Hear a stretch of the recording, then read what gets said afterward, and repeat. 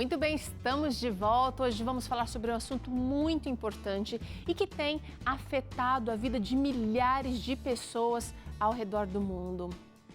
O cyberbullying é um problema que tem se alastrado cada vez mais, infelizmente. E segundo uma pesquisa divulgada pela TIC Kids Online, em 2020, 61% dos entrevistados afirmaram que veem discriminação na internet mais de uma vez por dia. Muito sério, não é não? E olha, esse tipo de ataque ele pode manifestar diversos fatores, por diversos fatores, melhor dizendo, e a gente quer entender melhor esse assunto e para isso convidamos aqui a psicóloga Vivian Araújo, que vai nos ajudar a entender não só a como nos proteger, mas também a como ensinar os nossos filhos sobre esses ataques virtuais e como evitá-los. Agora, sua participação aqui é sempre bem-vinda, então manda aqui a sua dúvida para o nosso WhatsApp, o número está aparecendo aqui e ele é o seguinte, 12 98266 0004, ou então aponta a câmera do seu celular aqui para o QR Code e você vai ser encaminhado para o nosso contato direto. Estamos esperando aqui a sua participação. Oi, doutora Vivian, bem-vinda mais uma vez, tudo bem? Oi, Teru, boa tarde ao pessoal de casa. Tudo bem sim por aqui, tudo tranquilo. Que bom, que bom. Vivian, às vezes o cyberbullying começa como uma brincadeira de mau gosto, né? Quando é que termina a brincadeira e começa de fato o cyberbullying? Então, a gente pode começar a nossa conversa, Teru, com a gente caracterizando, entendendo o que é o cyberbullying. O cyberbullying é o bullying que é praticado através das tecnologias digitais e pode ser qualquer uma delas. As redes sociais, as plataformas de mensagem, plataforma de jogo, celular.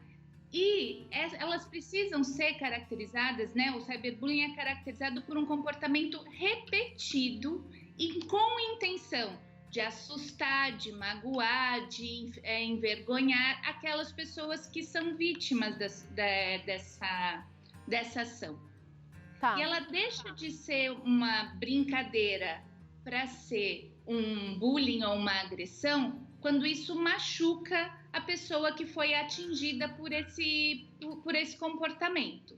Tá. Então, se aquilo que eu fiz me fez mal, me fez eu me sentir mal, isso é considerado, então, um bullying ou um cyberbullying. Tá, vamos trazer na tela agora só, então, uma recapitulação do que a doutora Vivian trouxe aqui nesse momento.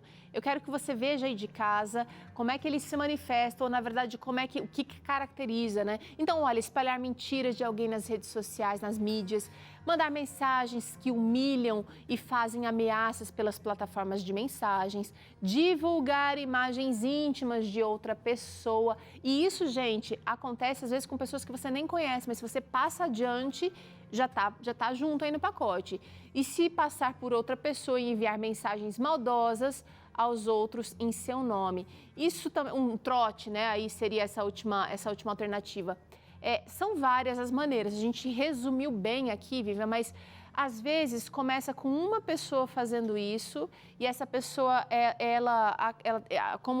os meios digitais têm um potencial gigante, aquilo se alastra assim do dia para a noite, pessoas do outro lado do planeta podem ficar sabendo e é uma carga muito pesada sobre quem está recebendo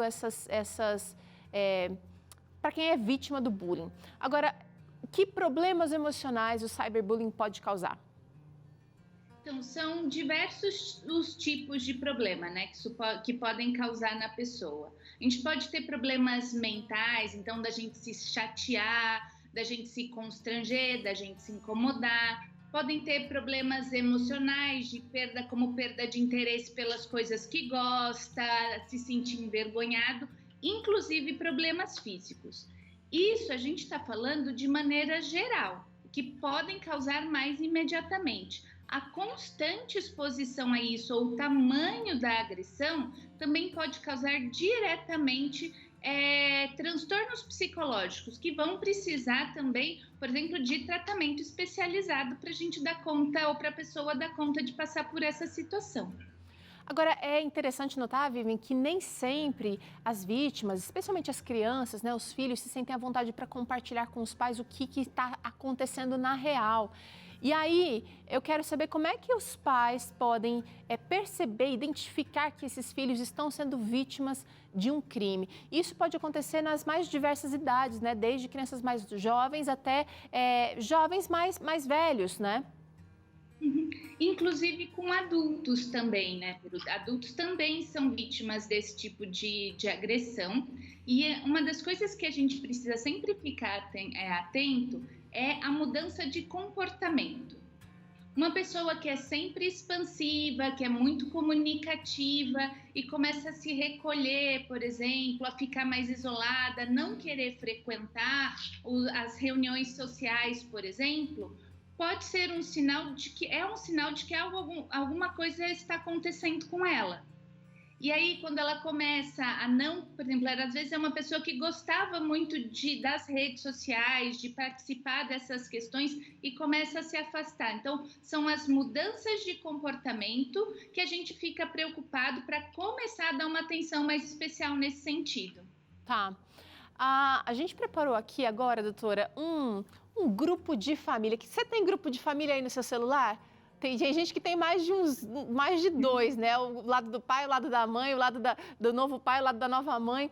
É o seguinte, a gente preparou aqui um grupo de família para evitar que alguém seja vítima de cyberbullying. A gente tem uma primeira mensagem aqui, olha, quem mandou foi eu que mandei, tá? Família, criei esse grupo para vocês me ajudarem. A Teru de 10 anos, tá bom? Vamos colocar aqui, a Teru de 10 anos. Família, criei esse grupo para vocês me ajudarem a fazer um trabalho escolar. Como é que eu posso me proteger do cyberbullying? Vocês podem me ajudar? E aí eu já tenho aqui a mensagem do tio. Meu tio Neco está respondendo, claro, sobrinha, já pode anotar a primeira dica. E olha aqui a primeira dica que eu recebo, gente. Não compartilhe algum dado pessoal com outras pessoas, jamais. Essa história de jogos online e de redes sociais, a gente conhece pessoas que se fazem de muito amigas, mas que podem estar, na verdade, trolando a gente, né? Sim, é importante a gente ficar atento a esses sinais diretos, né? Do tipo de informação que a gente está dando e também ter as informações indiretas. Então, por exemplo, quando eu posto uma foto com o uniforme da escola ou com o uniforme da empresa que eu trabalho, eu estou deixando nas redes uma informação muito importante sobre mim. Então, eu preciso estar atento àquilo que eu falo, né, do que eu vou dizer a respeito da minha pessoa, mas as informações indiretas também que eu estou dando. Tá. Então, prestar atenção é o seguinte, não dá para ser ingênuo, né? Tem gente muito bem intencionada, assim como também tem gente com segundas, terceiras e quartas intenções e gente maldosa, tá? Olha aqui, minha avó é esperta, olha a mensagem que ela me manda. Chegou agora, gente. Meu netinho, minha netinha, tenha cuidado, não compartilhe nenhuma foto íntima com ninguém, mesmo que você conheça essa pessoa, mesmo que seja sua melhor amiga, seu melhor amigo, isso pode cair em mãos erradas. E, inclusive, eu quero chamar a atenção para o seguinte, já aconteceu de você mandar aquela mensagem achando que estava mandando para a pessoa certa e manda lá no grupão errado, no grupo da igreja. E a mensagem pode até nem ter nada de mal, né? Mas esses dias eu mandei um comprovante de depósito, Vivian, para um grupo, para uma pessoa nada a ver, e ela pensou, ela me mandou, o que é isso aqui, Teru? Realmente, já pensou se fosse alguma coisa comprometedora, uma foto ou alguma informação que eu não queira, que eu não quisesse compartilhar? Difícil, né?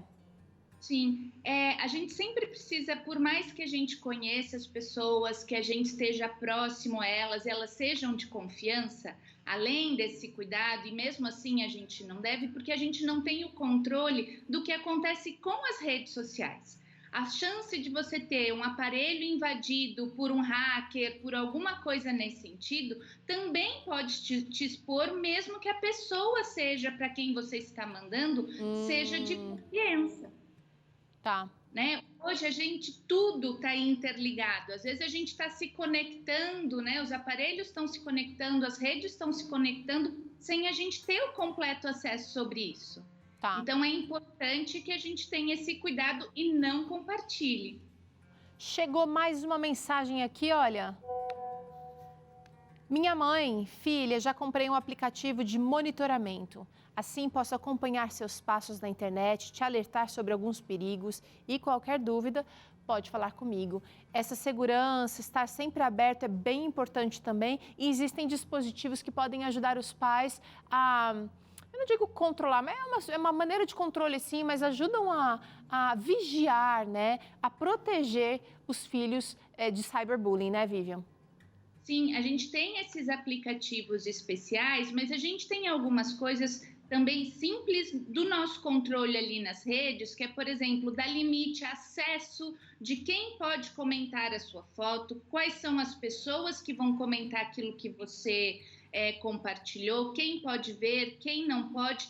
Esses todos, além desses equipamentos ou desses programas que são de maior monitoração, você também consegue fazer isso diretamente tomando cuidado para quem você vai expor e o que você vai expor.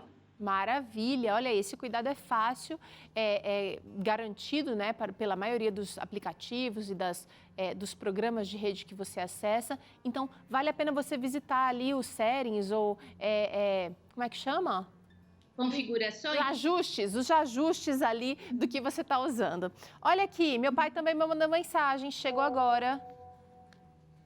Filha, o pai está trabalhando agora, mas à noite posso conversar contigo sobre os riscos da internet e te ensinar o que é cyberbullying. Assim fica mais difícil de você se tornar uma vítima. Quando eu chegar em casa, a gente conversa, beleza? Olha aqui. Esse tipo de conversa precisa acontecer. Às vezes a gente espera o momento ideal, né? Agora a Teru, 40 anos, voltou aqui para ativa. Às vezes a gente espera o momento ideal para conversar sobre isso, mas a gente precisa tornar isso mais corriqueiro em casa, né? Não é não, doutora? Sim, o quanto mais aberto a gente tiver a qualquer tipo de comunicação, Teru, mais condições de segurança e de cuidado a gente tem. Às vezes a gente fica esperando o momento ideal para quando vai ser o momento ideal para conversar com meu filho sobre tal assunto. O momento sempre está ali, sempre que a gente vê essas condições, uma conversa, a gente pode puxar esse assunto e ir conversando com eles conforme eles conseguem entender desde muito cedo. Tá. Né? A gente não precisa esperar um momento ou uma conversa formal para isso. As conversas formais são necessárias e são organizadoras, mas a gente pode ter essas pequenas conversas e essas dicas ali mesmo no dia a dia, conforme as crianças desde muito cedo já conseguem entender, adaptando a linguagem das pessoas que estão recebendo essa comunicação. Doutora, não é incomum a gente ver situações em que o agressor, depois de um tempo, ele começa, quando ele é descoberto ou revelado, né? Ele dá aquelas desculpas, mas eu não falei por mal, eu não fiz para ofender, mas se a pessoa se sente ofendida, se a pessoa se sente machucada de alguma maneira, aquilo é real para ela e precisa ser respeitado. Chegou uma interação nesse sentido que eu quero trazer aqui, que é da Juliana Antunes. Ela disse o seguinte: como é que eu posso ajudar o meu filho a vencer o bullying no colégio? Então, a primeira condição para a gente dar conta de uma questão de bullying ou de cyberbullying é a denúncia. Então, a gente vai precisar primeiro conversar, se ele não consegue falar sobre o assunto na escola, eu não sei qual é a idade do filho da telespectadora, da mãe se aproximar dele, conversar com ele e ir falar com a escola. Isso é muito importante, tanto para a escola tomar as providências e, dependendo da situação e do tamanho da exposição e do risco em que essa criança foi submetida, também de fazer uma denúncia nas instituições formais, por exemplo, se for o caso de uma delegacia e dependendo do tamanho da violência que ele está sofrendo. Certo. Porque o bullying é uma agressão e, por isso, ele está dentro das questões violentas que estão organizadas dentro da lei, que não podem acontecer. Olha, a telespectadora mandou mensagem aqui, Vivian, um tem 11 anos e o outro tem 12. São crianças ainda, né? Sim, são crianças e aí por isso essa questão da gente ir e se colocar, primeiro a gente sempre precisa formalizar, né? Isso, formalizar. E a gente também precisa criar um hábito, que isso também a gente vai criando dentro de casa, da gente poder expressar para os outros aquilo que eu não gosto. Então, olha, pai ou mãe, eu não gosto de quando não me sinto bem, me sinto desrespeitado quando vocês fazem isso comigo. E aí, aos poucos, quando eu consigo colocar o limite, mesmo dizendo do que eu não gosto, eu vou aprendendo a colocar esse limite no outro. Porque às vezes o bullying acaba levando muito tempo, porque a criança às vezes não consegue identificar aquilo como uma situação desagradável e por isso não consegue colocar esse limite. Então a gente reforçar com que as crianças e os adolescentes digam sobre o que estão sentindo e coloquem e se permita a discussão sobre isso é muito importante nessa construção de uma defesa entre aquilo que está fazendo mal para a pessoa. Muito bem, agora é difícil, não é? Porque a gente sabe que as crianças podem ser cruéis, né? Quando a gente sabe que um amiguinho ali, um coleguinha não gosta de determinado... Existe uma faixa etária que isso realmente fica mais forte. Quando ele não gosta daquilo, aí é que as crianças acabam fazendo aquilo que ele não gosta ou dizendo aquilo que ele não gosta. E aí eu acho que é bem interessante essa formalização junto à escola, junto a órgãos de vigilância ali, para que se tomem providências. Agora é o seguinte, a gente também precisa construir uma sociedade com pensamentos diferenciados também, né? As pessoas que são os agressores também precisam mudar a forma de ver, de falar. Existe um trabalho, existe alguma coisa que possa ser feita nesse sentido, Vivian? Sim, é muito importante, quando a gente vai pensar, a gente pensa sempre mais propriamente no olhar da vítima e tem poucos olhar para as pessoas que agrediram. No geral, essas pessoas que são agressores, principalmente quando mais jovens, elas também não estão bem. Essa agressão é a expressão de um sentimento de inadequação, de baixa autoestima, essa coisa que a gente vem cobrando na nossa sociedade, que a gente precisa ser o melhor em tudo, o tempo inteiro, e algumas pessoas, por inabilidade para lidar com essas questões, acabam partindo para agressão nesse sentido. Então, a gente precisa olhar para essas pessoas também como pessoas passíveis de serem responsabilizadas pelos seus atos, certo, e também cuidadas por esse olhar. Tá. Hoje a gente já tem alguns lugares aqui, pelo menos aqui na cidade de São Paulo, em alguns lugares que tem também um trabalho já com os agressores, né? Para que essa situação não entre num ciclo e a gente acaba se repetindo num ciclo infinito de agressão. Que bom, tomara que isso se replique, né? Esse tipo de cuidado, esse tipo de olhar para resgatar e para mudar essa consciência agressora. Agora é o seguinte, a vítima precisa de acompanhamento, com certeza, né? Quais são as intervenções, quais são as soluções possíveis para quem foi vítima e para quem sofreu o prejuízo do cyberbullying? Então, tudo a gente vai depender um tanto da forma como isso afetou essa pessoa. Se a gente ainda está ali no início, a pessoa conseguiu pedir essa atenção e esse cuidado logo no começo, às vezes ela está com um sentimento que é de tristeza e de vergonha. E sentimento a gente expressa, a gente fala e a gente acolhe. Isso pode ser feito pela família, por um adulto que seja alguém de confiança da pessoa, e aí isso já começa o início de cuidado. Mas se essa agressão já começou a resultar em maiores prejuízos, a gente vai precisar, por exemplo, de psicoterapia. Eu digo maiores prejuízos quando a gente está falando na questão de as atividades da vida das pessoas estão prejudicadas, da pessoa, da criança, estão prejudicadas por aquilo que ela está sentindo. Então, ela não consegue se alimentar corretamente, direito, ela não consegue dormir, ela não consegue estudar coisas que antes ela não tinha dificuldade para fazer. Certo. Quando isso começa a afetar, né, quando essa agressão afeta ao indivíduo de uma forma nas atividades dela, ela vai precisar de um cuidado especializado. Então, isso pode ser feito por um psicólogo, numa sessão de terapia, e dependendo da situação, talvez a gente também precise de uma medicação. Tá certo, olha aí, mas nada substitui a nossa conversa aqui, não substitui aí dá um especialista, porque cada caso é um caso. E lembre-se, aos olhos de Deus, toda pessoa é única, é importante, não importa a característica, não importa a classe social, não importa o formato, você é muito especial.